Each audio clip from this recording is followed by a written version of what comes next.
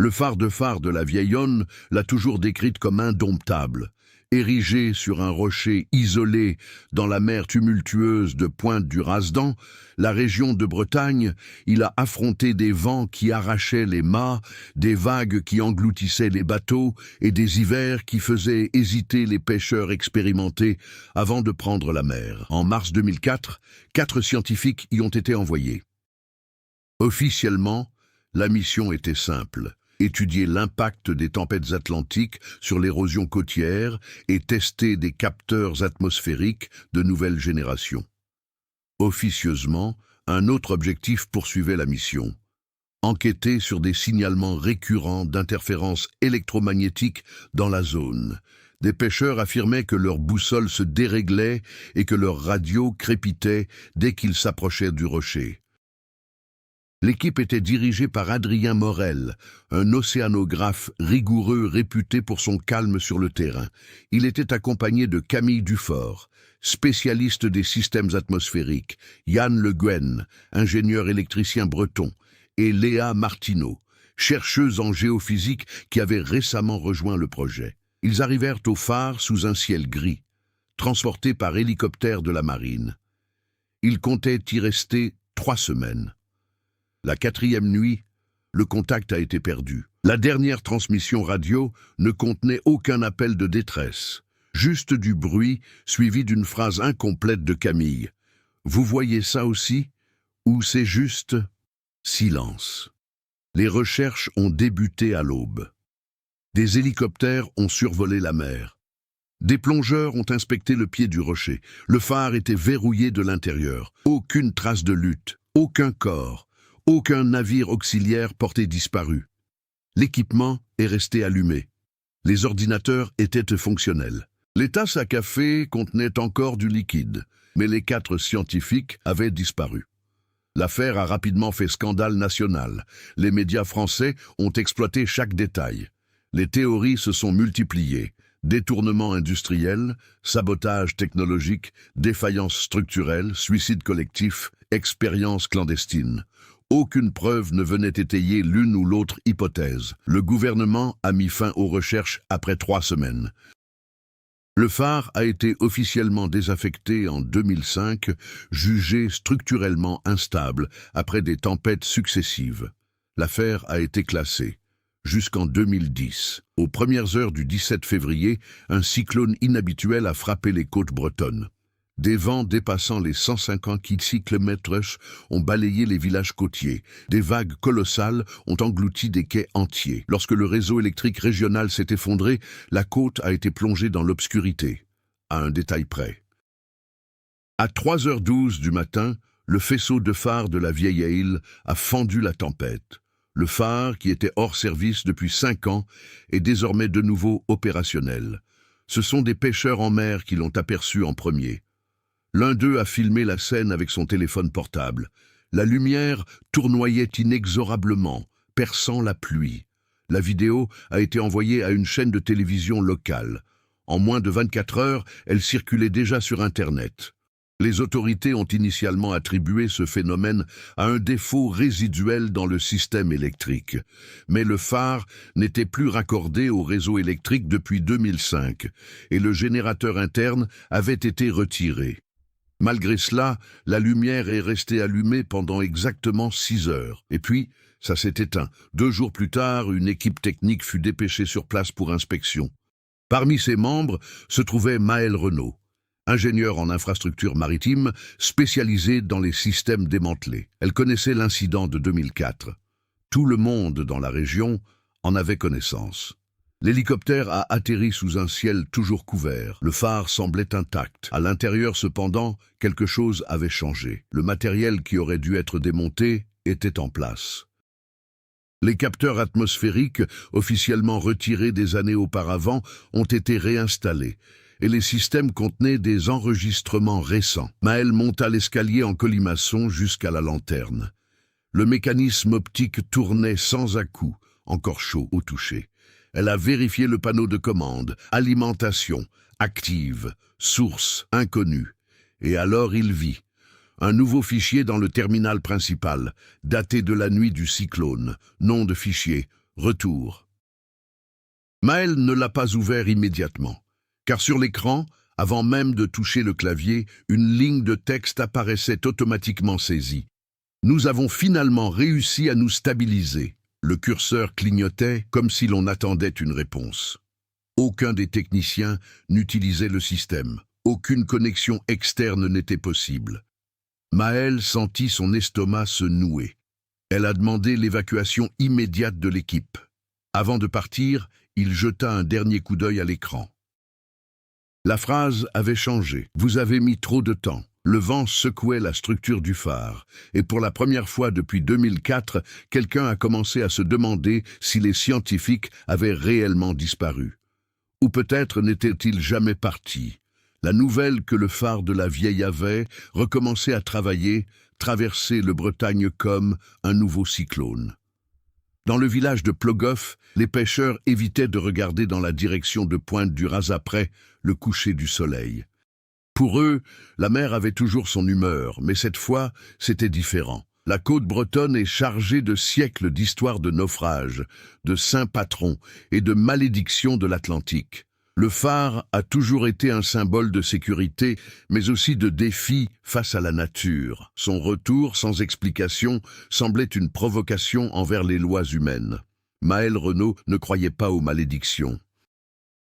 Fille d'un ingénieur naval brestois, elle avait grandi en apprenant que les constructions cèdent par erreur de calcul, usure ou négligence, jamais à cause de fantômes. Son travail consistait à identifier les défauts, non à alimenter les légendes. Mais ce qu'elle a trouvé à l'intérieur du phare ne correspondait à aucun schéma prévisible.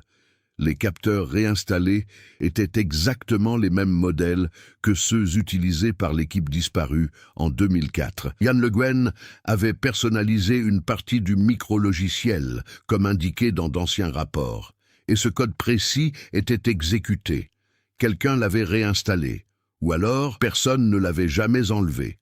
À Paris, au ministère de la Transition écologique, l'affaire est revenue sur le bureau d'un homme qui préférait l'oublier.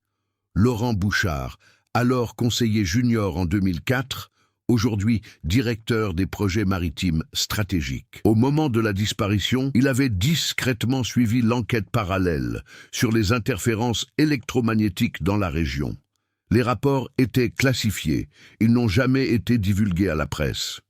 Des anomalies avaient été enregistrées des semaines avant la disparition, des pics magnétiques inhabituels, des microfluctuations gravitationnelles détectées par des satellites européens et des interférences constantes avec les fréquences militaires. Les scientifiques ne se contentaient pas de mesurer l'érosion côtière, ils suivaient quelque chose. Lorsque la vidéo du phare rallumé est devenue virale, Bouchard a immédiatement reconnu le mode de rotation de la lumière. Il était manuel. Le mode automatique avait été désactivé avant la mise hors service. Quelqu'un avait activé le système depuis le sommet, physiquement.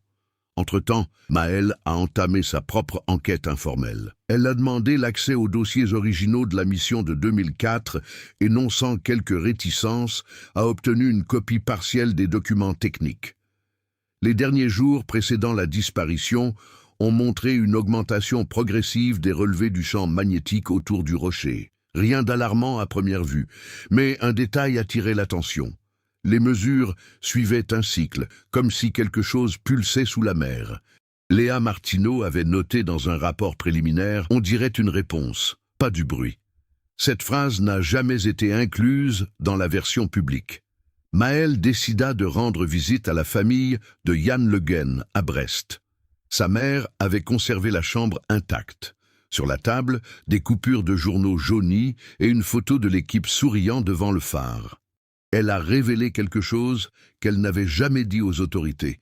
3 jours avant la mission, Yann avait fait remarquer pendant le dîner que le phare n'émettait pas seulement de la lumière. Il avait parlé de fréquence, en phase. Il semblait y avoir une interaction avec les capteurs lorsque certaines conditions atmosphériques coïncidaient avec les marées hautes et les tempêtes. La Bretagne est une terre de marées extrêmes. À certaines périodes de lune, l'océan avance sur des kilomètres et se retire comme s'il respirait. Les anciens bâtissaient des églises face à la mer, implorant sa protection contre les forces invisibles. La culture locale mêle foi catholique et superstition celtique, récits de cités englouties et de cloches qui sonnent sous l'eau. Maëlle n'était pas superstitieuse. Mais les données ont montré une corrélation entre la marée haute, la forte onde de tempête et les pics enregistrés en 2004. Exactement les mêmes conditions que lors du cyclone de 2010. Elle retourna au phare une seconde fois, cette fois accompagnée uniquement d'un technicien de confiance.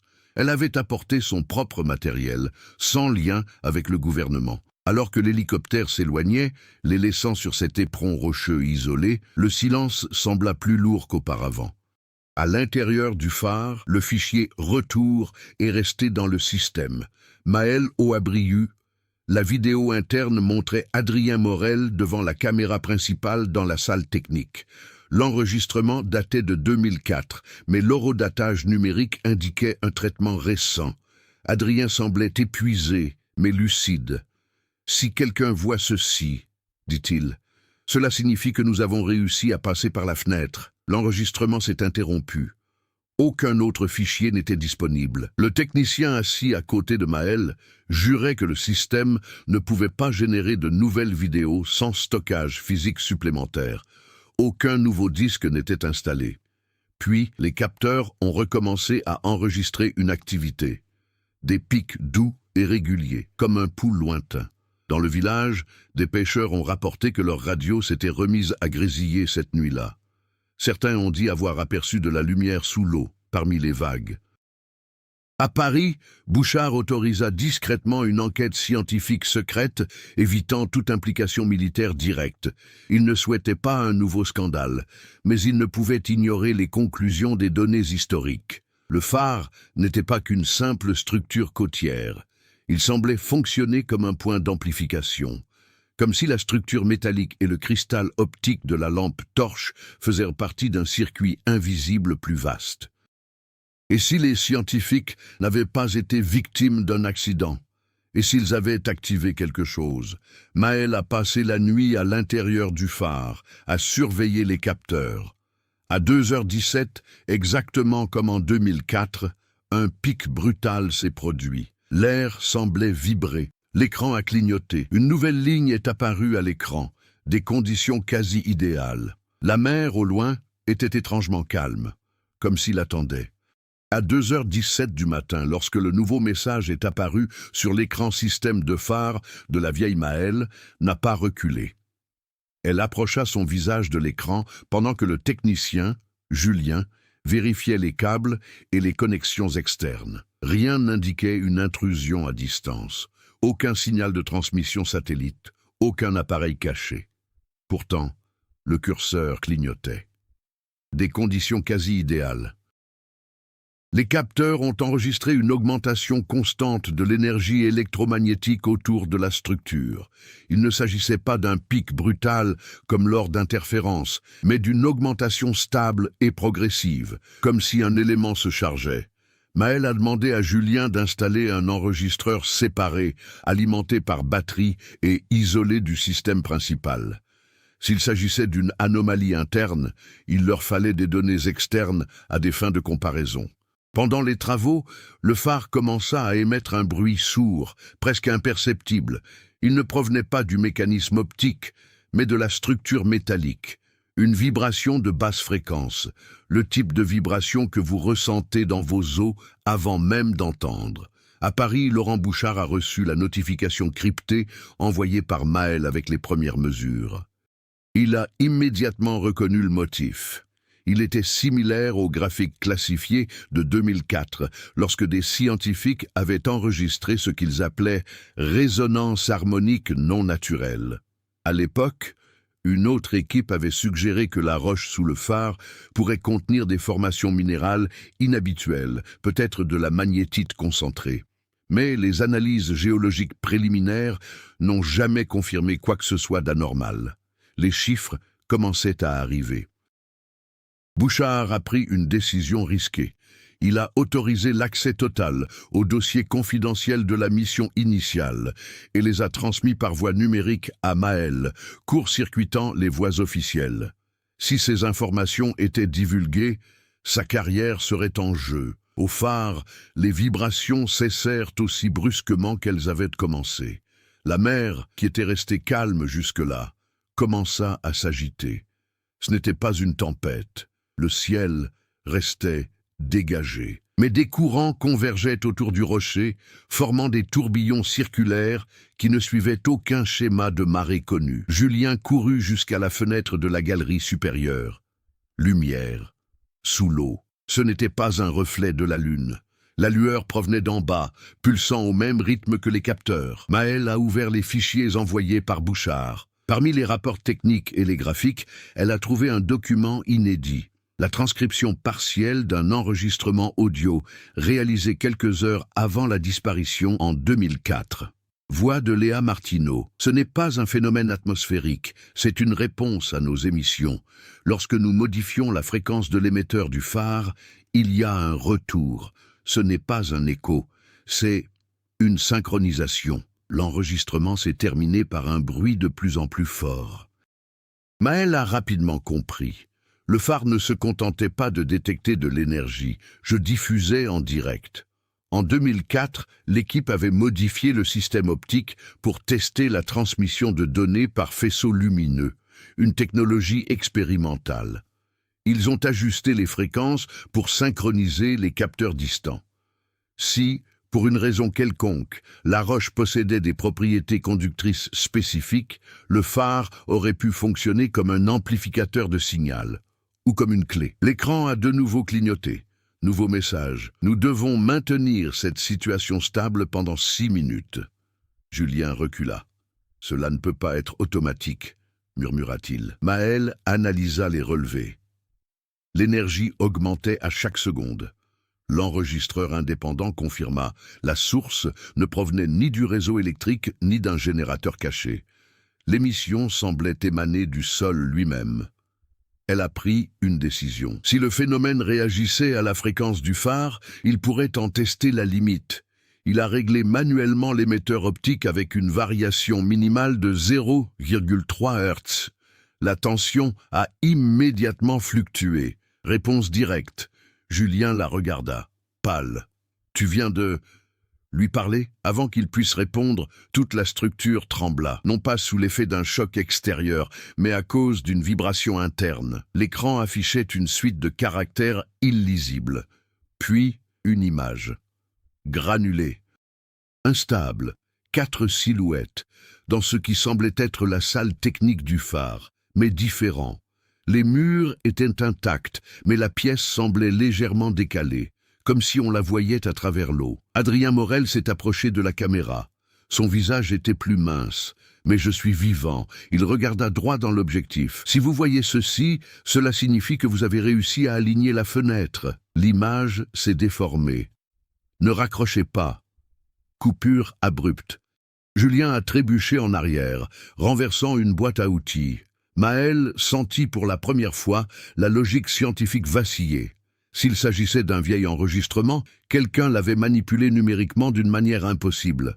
Si ce n'était pas vieux, la surtension a atteint son niveau maximal. Le phare s'est allumé tout seul. La lumière tourbillonnait dans la nuit calme. En contrebas, dans la mer, la lueur sous-marine s'intensifiait, formant un cercle parfait autour du rocher. Comme pour définir un périmètre. Dans le village, les habitants ont recommencé à filmer. En quelques minutes, des images en direct sont apparues sur les réseaux sociaux, montrant le phare en fonctionnement sous un ciel dégagé, sans connexion électrique apparente. À Paris, Bouchard comprit qu'il n'y avait plus moyen de le contenir. Le phénomène devenait public. À l'intérieur du phare, l'écran affichait un compte à rebours. 0559, 0558, 0557.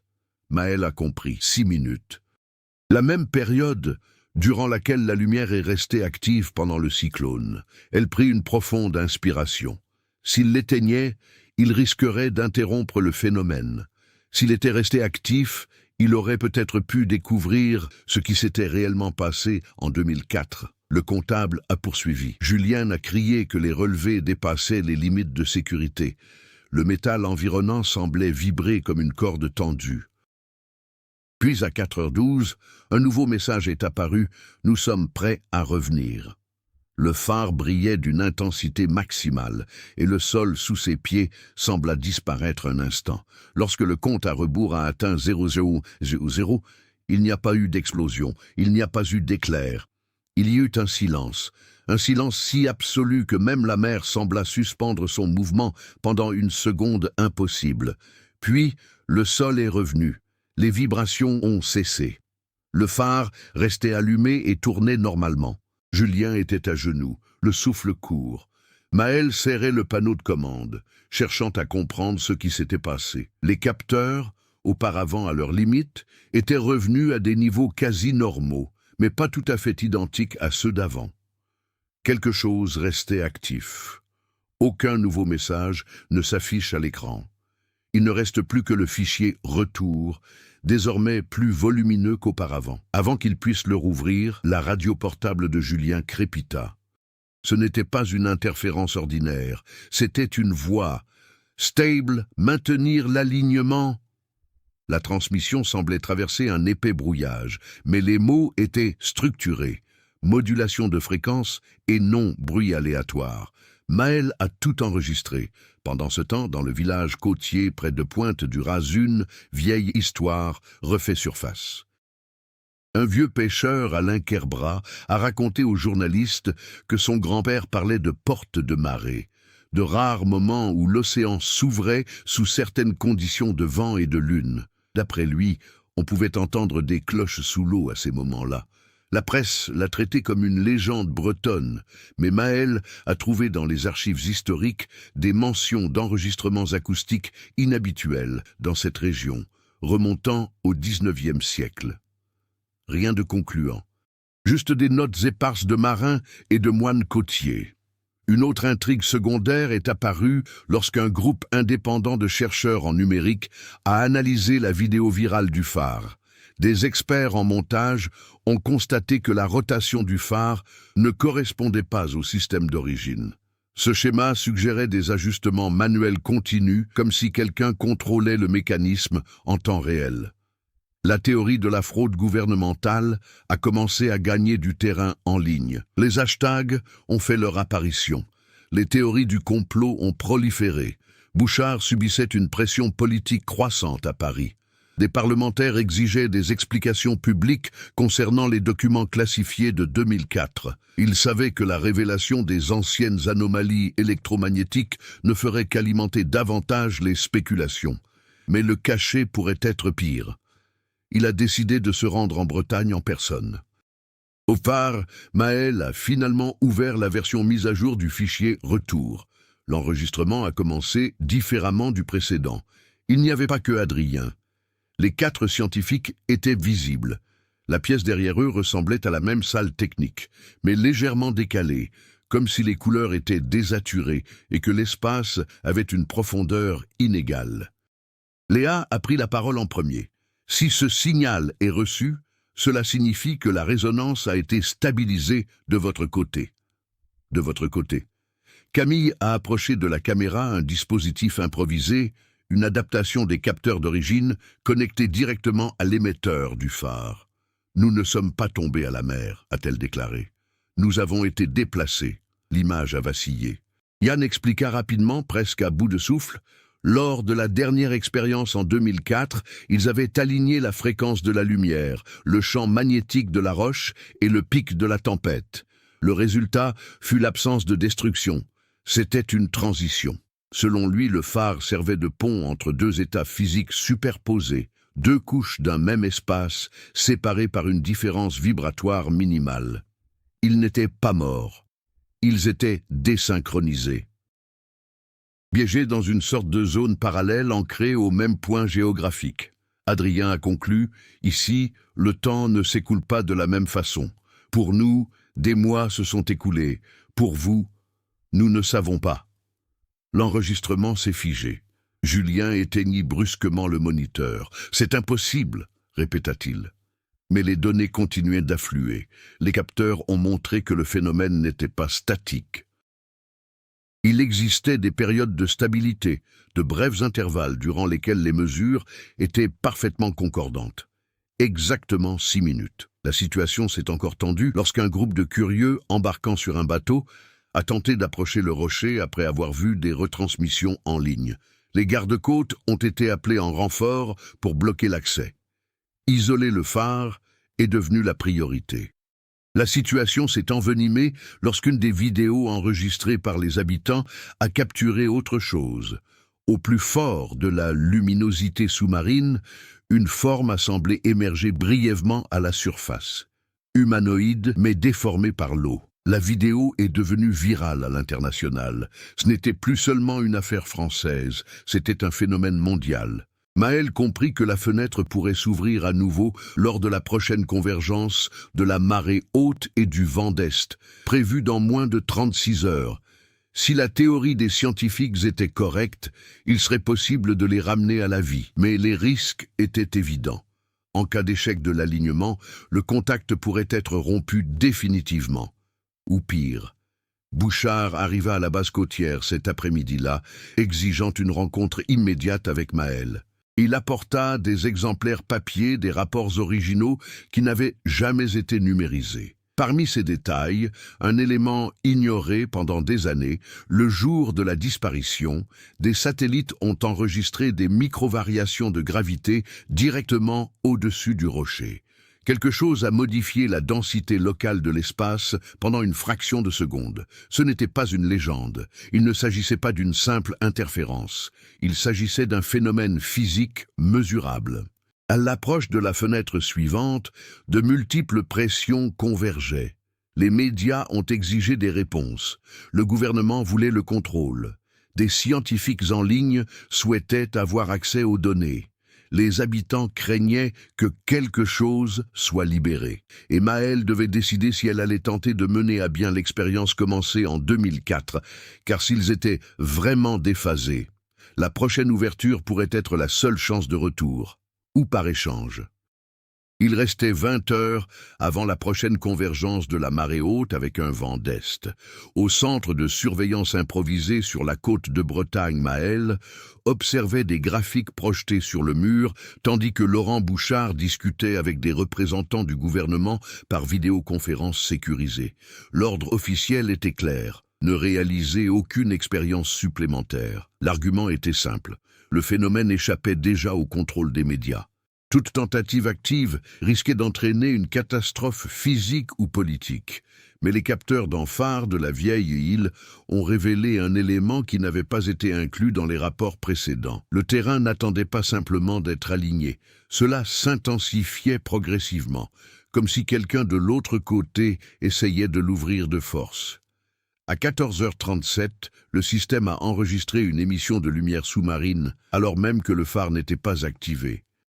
Cela ne s'était jamais produit auparavant. Maël s'est connecté à distance au terminal interne du phare. L'écran a affiché le texte suivant: énergie insuffisante pour un transfert complet. Transfert. Je ne reviendrai pas. Bouchard s'en est rendu compte avant elle. Ils n'essaient pas de faire demi-tour, dit-il à voix basse. Ils essaient de traverser. Dans le village près de Pointe-du-Razles, pêcheurs ont commencé à signaler que l'eau était lourde. Les filets coulaient plus vite que d'habitude.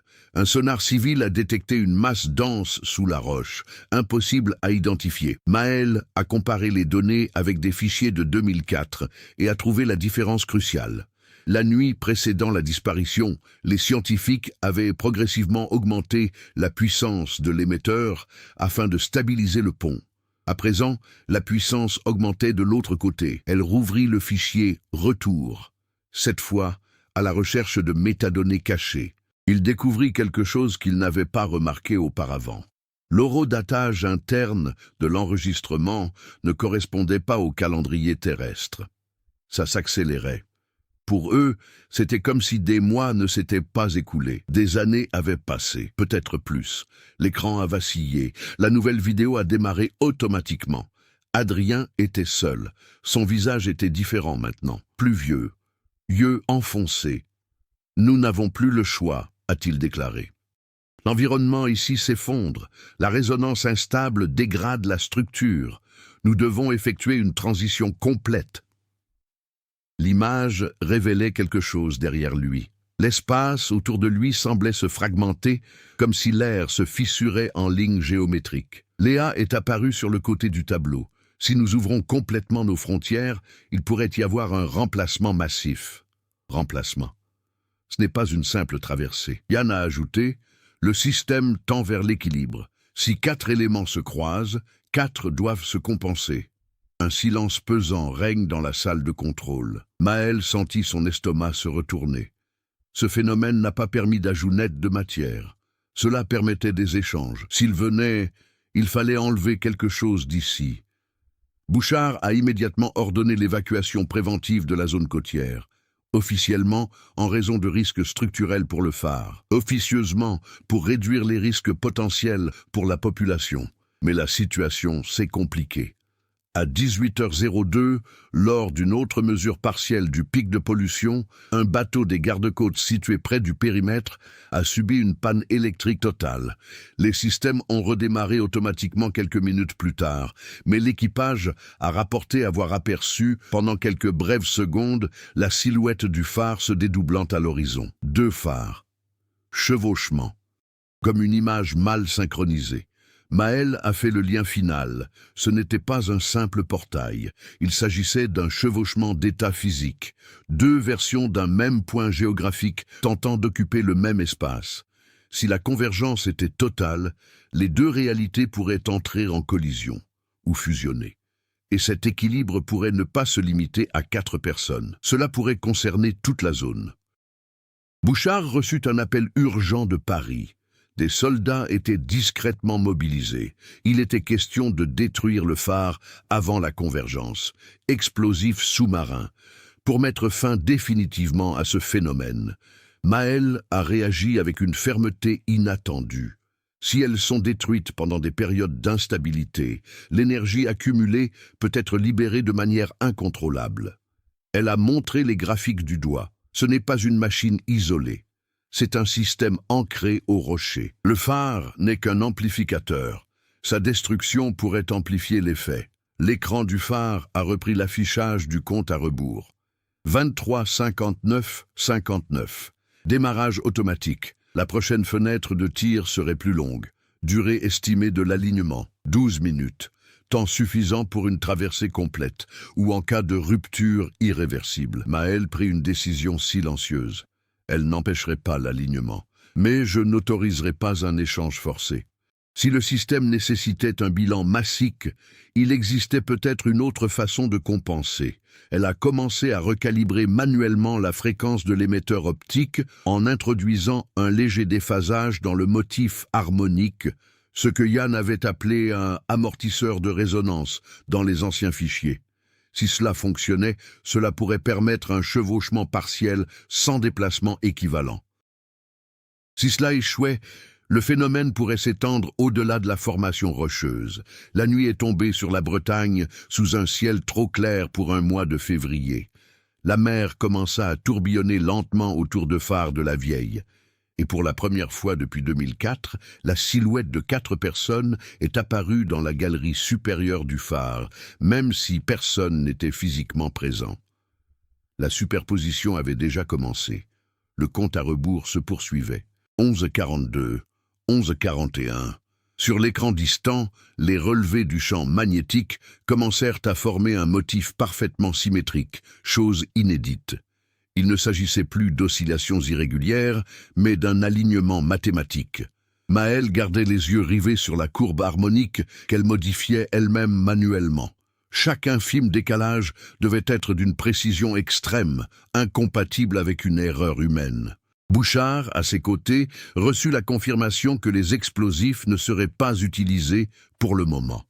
La responsabilité incombait désormais à cette pièce improvisée sur la côte, Bretagne. En mer, l'eau autour de phare de la Vieille Aile s'est mise à tourner simultanément dans 2 directions, formant un motif impossible. Les courants de surface se déplacèrent vers l'est, tandis que la couche juste en dessous semblait s'écouler vers l'ouest. Les drones envoyés pour prendre des photos ont commencé à subir des retards de transmission. L'un d'eux a capturé quelque chose de crucial. Pendant une fraction de seconde, le phare sembla se dédoubler. Une version légèrement décalée par rapport à l'autre, comme un reflet mal aligné. Entre les deux structures, on pouvait apercevoir des silhouettes humaines traversant la galerie supérieure. Dans la salle de surveillance, Julien a crié « Nous avons une masse qui émerge ». Le sonar a détecté une densité accrue au-dessus du rocher. Le signal ne provenait pas de la mer, mais de l'endroit précis où le phare était ancré. Le chevauchement devenait physique. Un nouveau message est apparu sur le moniteur interne du terminal. Retard détecté. Ajustement de la compensation. Il réagissait au changement opéré par Maëlle. Elle prit une profonde inspiration et ajouta 0,05 Hz de différence supplémentaire. La courbe énergétique n'a pas explosé. La situation s'est stabilisée. Pour la première fois depuis le début du phénomène, les niveaux ont cessé d'augmenter. Le minuteur affichait 0,6.03, la moitié de la fenêtre. Dans le village, près de Pointe du Razlès, habitants évacués observaient la scène à distance. Certains ont enregistré des diffusions en direct. Le phénomène était déjà devenu viral sur les réseaux sociaux à l'échelle mondiale. Les hashtags internationaux évoquaient portail français, retour des scientifiques et collision dimensionnelle. La vidéo du drone montrant le phare dupliqué avait déjà dépassé les millions de vues. La pression politique se transformait en hystérie collective. Au sein de ce phénomène, cependant, ce qui se passait était silencieux. Les 4 silhouettes se sont précisées. Il était désormais possible de distinguer les vêtements, les mêmes qu'en 2004, mais leurs mouvements étaient retardés, comme s'ils rencontraient une résistance invisible. Une nouvelle vidéo en direct est apparue au terminal. Adrien apparut, regardant droit dans l'objectif. « Vous avez changé de modèle ». Ce n'était pas un enregistrement. Il a réagi en temps réel. Maëlle a répondu par l'intermédiaire du microphone relié à l'émetteur de lumière. Le système nécessite un équilibre des masses. Nous créons un amortissement. Il y a eu un retard minime, puis Léa a apparu à ses côtés. S'ils réduisent trop les dépenses, nous serons à nouveau bloqués. La structure qui les entourait semblait instable. Les murs ondulaient, comme la surface d'un liquide. Julien a annoncé « Nous avons une autre variable. La densité de la roche augmente. » Bouchard l'avait compris avant tout le monde.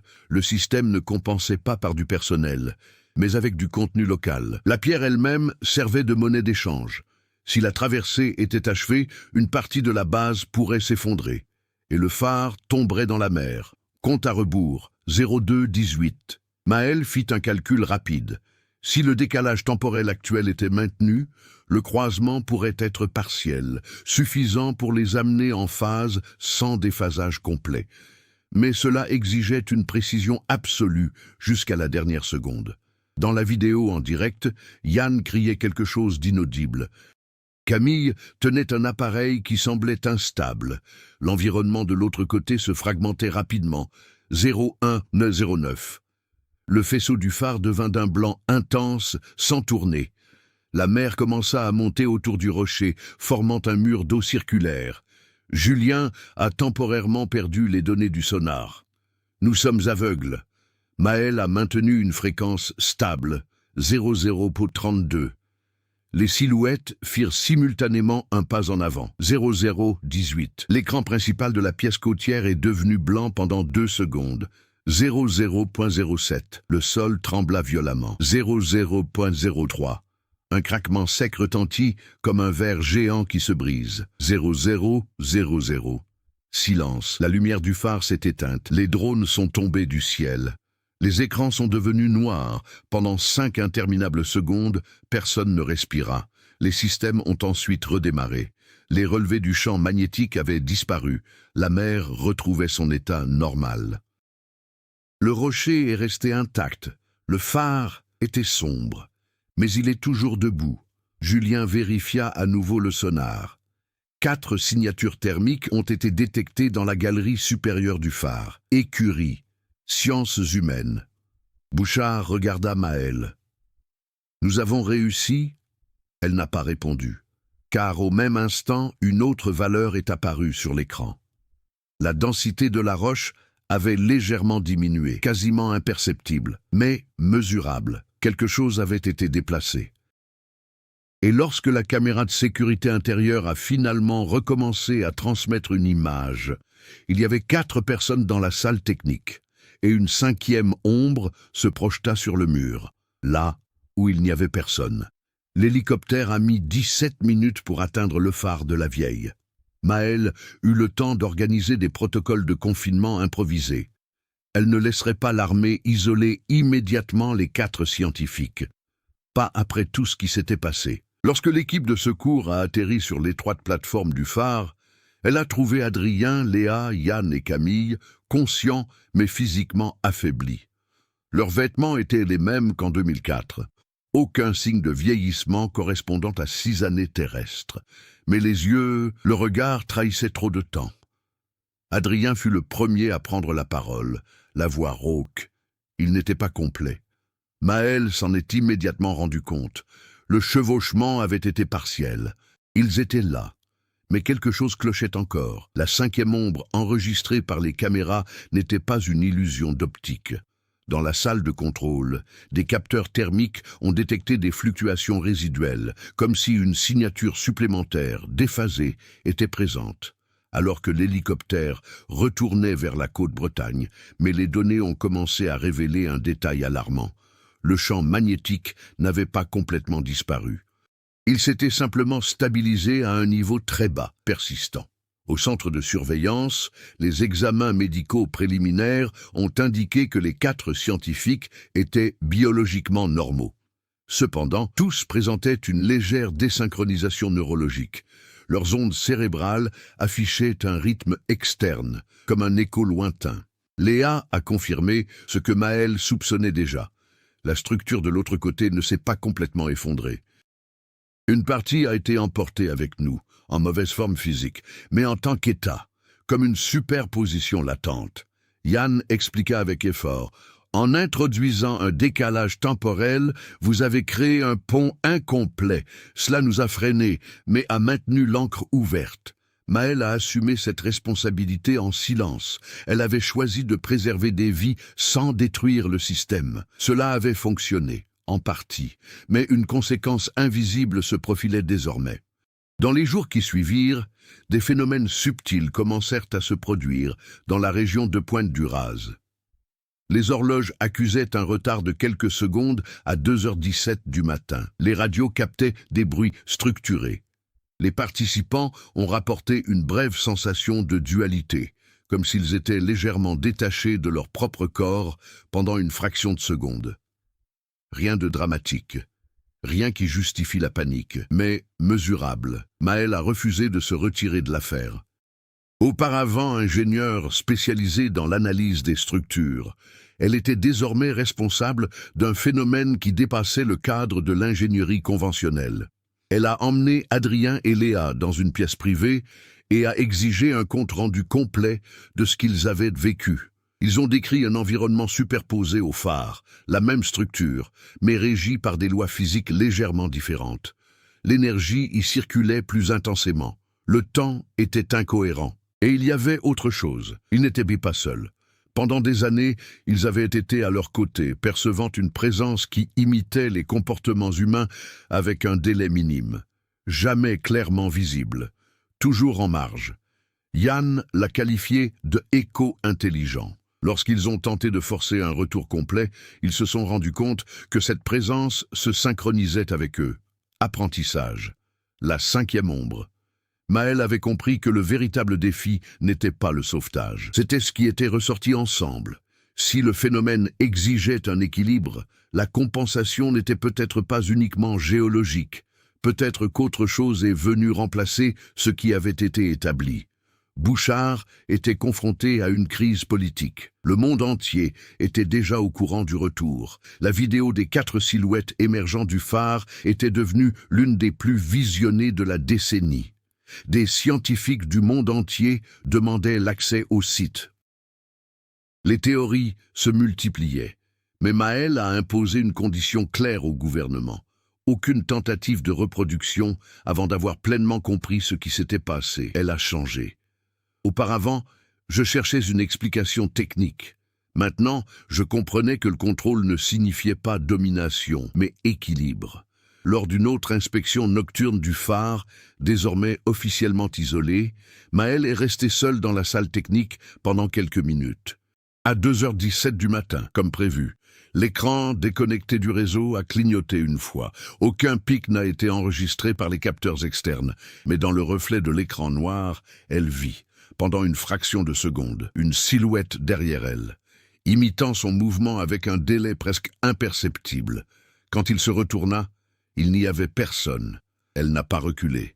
Au lieu de cela, il posa la main sur la console de l'émetteur et dit à voix basse « Nous n'allons pas rouvrir. » Silence.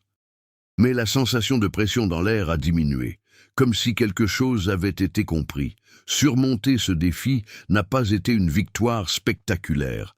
C'était une décision consciente de ne pas répéter une erreur motivée par la curiosité. Les 4 scientifiques ont commencé à collaborer avec Maël pour élaborer un modèle théorique du phénomène. Leur objectif n'était pas de rouvrir le pont, mais de le sceller durablement en ne conservant que des échos résiduels inoffensifs. Mais tout le monde le savait, si les conditions exactes de 2004 et 2010 se répétaient, la fenêtre pourrait essayer de s'ouvrir d'elle-même. Et la prochaine fois, il se pourrait qu'aucun ingénieur ne soit disponible pour régler la fréquence. 3 semaines après le retour des 4 scientifiques, l'affaire avait déjà franchi les frontières. La vidéo du passage partiel sur phare de la vieille île était devenue l'un des sites les plus consultés de l'histoire d'Internet. Des émissions internationales débattaient de physique quantique, de portails et de complots gouvernementaux. Des universités demandaient des données, des agences militaires souhaitaient un accès illimité au site. Mais sur la côte de Bretagne, cependant, la priorité était différente. Stabiliser définitivement le phénomène. Les modèles élaborés par Maël, Adrien et Léa ont révélé une tendance inquiétante. Le décalage introduit lors de la traversée avait créé une sorte de mémoire vibratoire dans la roche.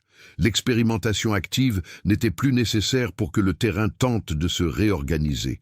Il recherchait naturellement l'harmonie. Et la prochaine convergence de la marée haute, avec les vents d'est, était prévue 4 jours plus tard.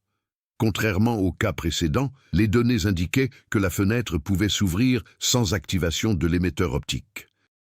Autrement dit, le système avait appris. Yann suggéra de sceller physiquement le noyau structurel du phare avec un matériau isolant haute densité, modifiant ainsi la conductivité de la tour métallique. Camille proposa quant à elle de créer des perturbations atmosphériques artificielles en utilisant des émissions de fréquences contrôlées pour rompre l'harmonie naturelle. Mais il y avait un risque. Toute intervention mal calibrée pourrait provoquer une libération brutale de l'énergie stockée. Parallèlement, des informations discrètes continuaient d'émerger dans la région de Pointe du Raz des Pêcheurs, ont affirmé avoir entendu des bruits de pas dans la galerie supérieure du phare, même lorsqu'elle était vide. Du matériel laissé éteint a été retrouvé à des endroits légèrement différents. Les caméras de sécurité enregistraient parfois un léger décalage entre le mouvement réel et l'ombre projetée. La 5e signature thermique n'était plus clairement visible sur les capteurs. Mais quelque chose restait désaligné. Sur le plan politique, Bouchard était confronté à un ultimatum. S'il ne présentait pas de solution concrète avant le prochain point critique, l'ordre de désactivation définitive serait exécuté, éventuellement par démolition contrôlée. Maël savait que la destruction de la tour ne suffirait pas à éliminer le point d'ancrage. Le phénomène était lié à la roche, et pas seulement à la structure. Elle a pris une décision stratégique, ne pas bloquer complètement la fenêtre suivante, mais contrôler-le. Si la nature recherchait un alignement spontané, il pourrait anticiper le pic et induire une ouverture minimale selon des paramètres calculés. Un dernier ajustement, interdit de traverser. Pour conclure, la veille du rassemblement prévu, l'équipe se réunit à l'intérieur du phare pour la première fois depuis son retour. Adrien toucha la console où tout avait commencé en 2004. Le silence était pesant, mais non pas empreint de peur. Il y avait de la détermination. À 2h17 du matin, comme toujours, on a constaté une légère fluctuation du champ magnétique. Cette fois, sans activation extérieure, La lentille du phare a émis une faible lueur, presque imperceptible. Le système démarrait tout seul. Maël a connecté l'émetteur portable au cœur optique et a programmé une séquence d'impulsion inversée, le schéma inverse de celui utilisé dans l'expérience originale. La théorie était simple et risquée. Si l'ouverture initiale fonctionnait comme une somme de fréquences, la fermeture pouvait se produire par annulation harmonique. Mais il y avait une variable inconnue. Le écho intelligent. S'il avait appris les schémas de comportement humain, il aurait pu réagir à la tentative de blocage. Le lendemain, à minuit, plusieurs heures avant la marée haute, les capteurs ont commencé à monter plus vite que prévu. La fenêtre ne s'ouvrirait pas à une heure précise. Je m'y attendais, comme si elle savait qu'elle serait maîtrisée. La mer recommença à tourbillonner autour du rocher, même par vent modéré. Le voyant intérieur du phare a clignoté 3 fois. Aucun contrôle, aucune source d'alimentation externe n'est requise. Le chevauchement a commencé plus tôt que prévu. Maël a ajusté manuellement l'impulsion inverse. Adrien serra fermement la base de l'émetteur. Yann surveillait la densité de la roche. Camille surveillait la pression atmosphérique en temps réel. Et puis, pour la première fois depuis son retour, la 5e ombre apparut clairement sur le mur incurvé de la salle technique. Je n'imite pas, anticipant. Elle leva le bras avant que Maël ne puisse bouger le sien. Et l'écran principal affichait un seul message. L'équilibre n'est pas synonyme de conclusion. La fenêtre s'ouvrait, mais cette fois, ils n'étaient pas les seuls à tenter de traverser. De l'autre côté, quelque chose voulait rester. Les vibrations ont commencé avant même que les capteurs n'atteignent leur niveau maximal. Ce n'était plus le violent tremblement d'avant. C'était une oscillation rapide, presque électrique, qui parcourait la structure de la phare de la vieille comme une impulsion nerveuse. Les classements ont explosé.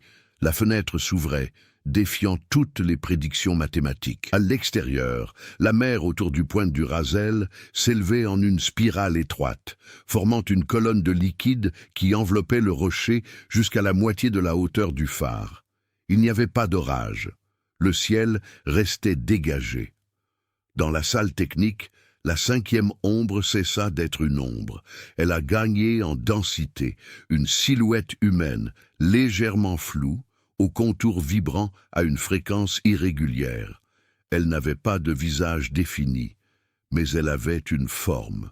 Et j'apprenais trop vite. Maël a activé l'impulsion inverse. La lentille du phare explosa en une lumière blanche intense et non rotative, un faisceau continu pointant verticalement vers le ciel.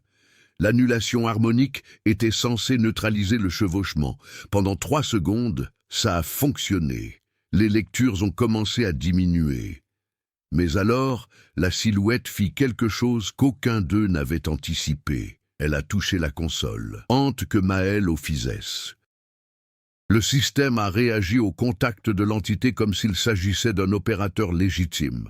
L'impulsion inverse a été inversée. L'alignement est terminé. L'espace autour de la salle de contrôle se distordit violemment. Les murs doublèrent de volume. Le sol sembla se décaler d'1 demi-mètre. Il y avait désormais 2 versions de la pièce superposées, et 2 versions pour chacune d'elles. Adrien attrapa le bras de Maël lorsqu'il vit son propre reflet se déplacer d'un pas en avant. L'entité n'était pas un envahisseur, c'était un réflexe amplifié, c'était un comportement humain acquis au fil des années d'exposition. Et maintenant, il recherchait une consolidation physique.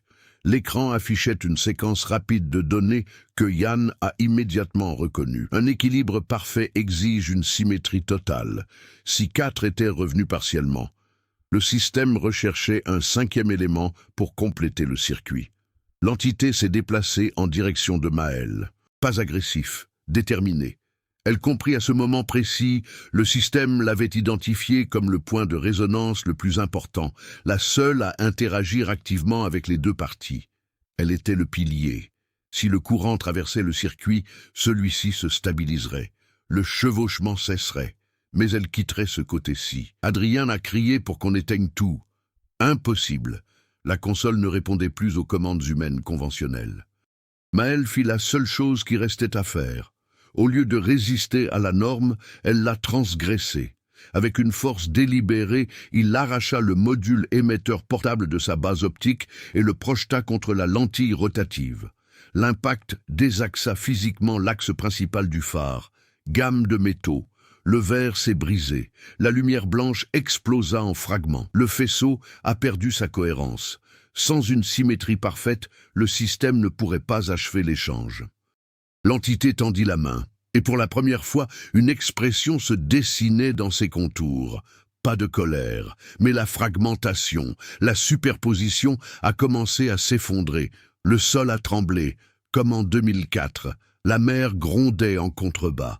Yann a tiré Adrien en arrière lorsque le plafond s'est fissuré en partie.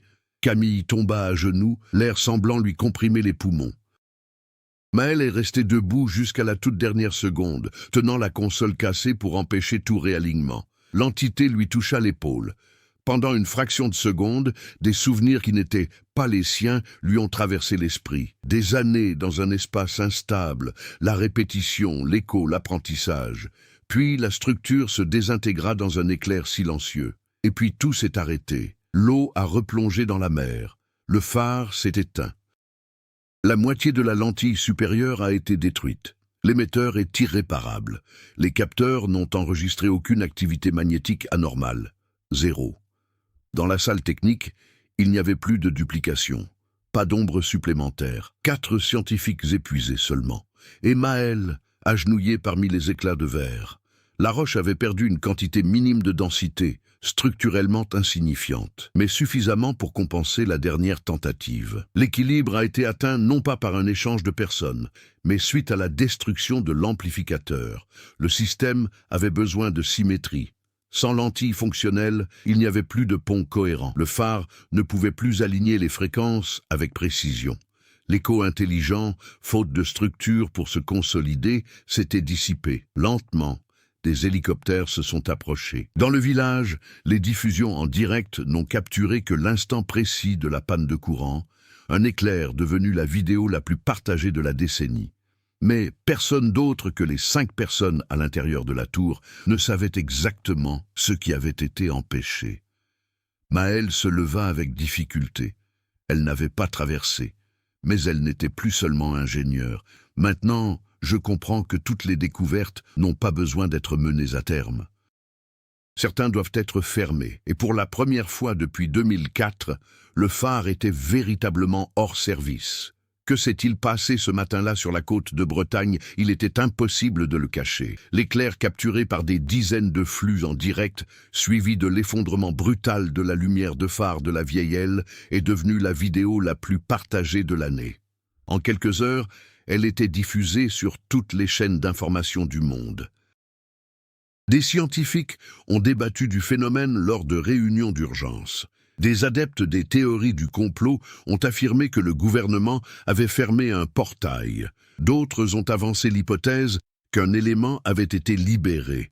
Mais les données officielles étaient claires. Après l'effondrement du système de lentilles et d'émetteurs, aucune anomalie magnétique, gravitationnelle ou électromagnétique n'a été enregistrée à nouveau. 0. Le rocher est resté stable. La mer a suivi son cours naturel.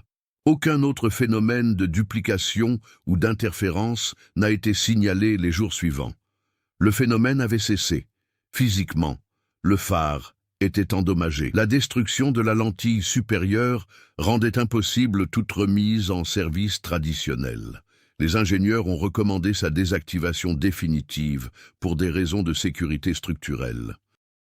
Le gouvernement français a officiellement déclaré que le phare serait transformé en monument historique fermé aux visiteurs, invoquant une instabilité structurelle suite à des dégâts causés par les intempéries.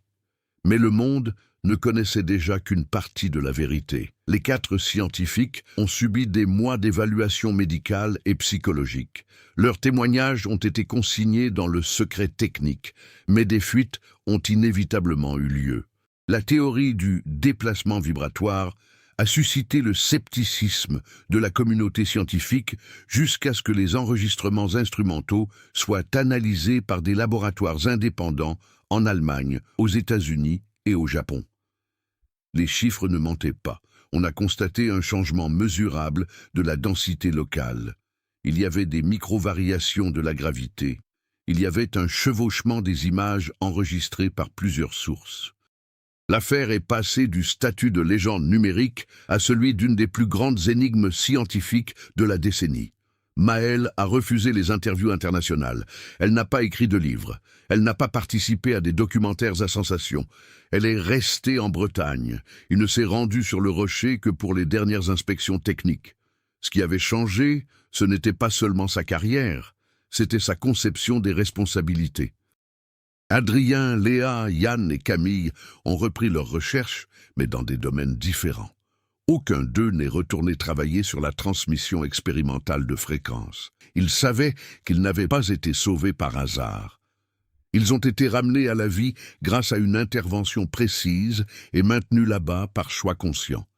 La destruction de la lentille n'était pas impulsive, c'était stratégique. Sans une cohérence optique parfaite, le phare ne pourrait plus jamais fonctionner comme amplificateur harmonique. Le pont était détruit, certainement. Du moins, c'est ce qu'il semblait. Des mois plus tard, les analyses finales ont montré que la roche avait perdu une infime fraction de sa masse, soit l'équivalent de quelques mètres cubes de matériaux. Rien d'inquiétant sur le plan structurel, mais suffisamment pour équilibrer le système au moment critique. Le monde a continué d'avancer. D'autres actualités ont remplacé ce phénomène dans les sujets tendances. Mais la vidéo du dernier éclair a continué à circuler.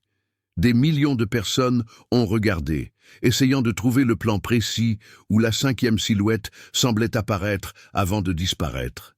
Les experts ont affirmé qu'il s'agissait d'une compression numérique. Les habitants ont indiqué qu'il s'agissait d'une fête d'adieu. Maëlle ne l'a ni confirmé ni infirmé. Lors de sa dernière visite officielle au phare, des mois plus tard, elle gravit seule l'escalier en colimaçon désormais silencieux. La lentille brisée laissait filtrer la lumière naturelle de l'aube. Aucun des écrans ne clignotait. Aucune vibration ne s'est propagée à travers le métal. Elle toucha le mur froid de la salle technique et ne sentit que de la pierre, solide, écurie, fermée. Le mystère n'a pas été entièrement élucidé, mais le problème a été contenu. Et parfois, le confinement est plus important que la compréhension. 6 mois plus tard, phare de la vieille aile resta immobile, silencieuse et isolée. Les 4 scientifiques ont maintenu un contact à distance avec Maëlle, partageant des rapports sur de petites anomalies résiduelles détectées autour de la roche. Des fluctuations presque imperceptibles, rappelant le phénomène qui avait jadis défié toute logique. Les résidents près de Pointe-du-Rasil ont rapporté avoir vu d'étranges reflets de lumière les nuits de pleine lune, mais personne d'autre n'a pu le confirmer. Maëlle poursuivit ses inspections techniques avec plus de prudence désormais. Le phare n'était plus seulement de la pierre et du métal, il était le témoin silencieux de quelque chose qui transcendait la science, un rappel que certaines portes doivent rester fermées. Alors que le soleil se levait à l'horizon, la tour projetait une longue ombre sur le rocher, comme si elle gardait son propre secret. Le monde continuait de tourner, et le phare, bien qu'éteint, continuait de veiller. Si l'histoire du phare de la vieille, partagez vos théories et réflexions dans les commentaires. Combien de mystères demeurent encore enfouis dans les vagues et les vents de Bretagne? Croyez-vous que quelque chose venu de l'autre côté puisse tenter de renouer le contact? N'oubliez pas de vous abonner à la chaîne pour suivre les nouvelles histoires de disparition, de phénomènes inexpliqués et de récits qui défient toute logique. Participez à la discussion, contribuez à percer les secrets et entretenez la curiosité qui nous pousse à explorer l'inconnu.